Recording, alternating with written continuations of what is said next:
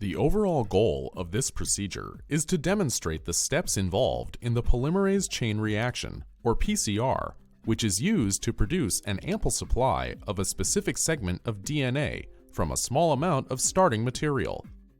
First, assemble the reagents and materials to be used in the PCR reaction. Then set up the reaction mixture, including the 4 deoxyribonucleotides, the DNA template, the primers, and the DNA polymerase.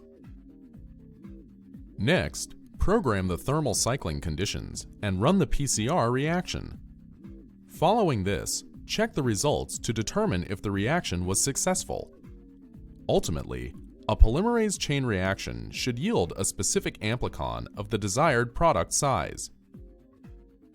Generally, individuals new to this protocol will struggle a little bit with setting up the calculations of each of the variable reagents, and sometimes they have troubles with pipetting the correct volumes, especially with the polymerase, which has glycerol. Begin the experiment with a freshly filled ice bucket.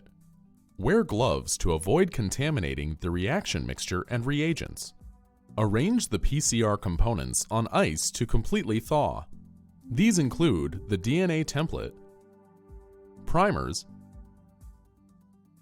DNA polymerase, 10x reaction buffer with or without magnesium chloride, deoxynucleotides, sterile water, and magnesium chloride. The magnesium chloride is required if using the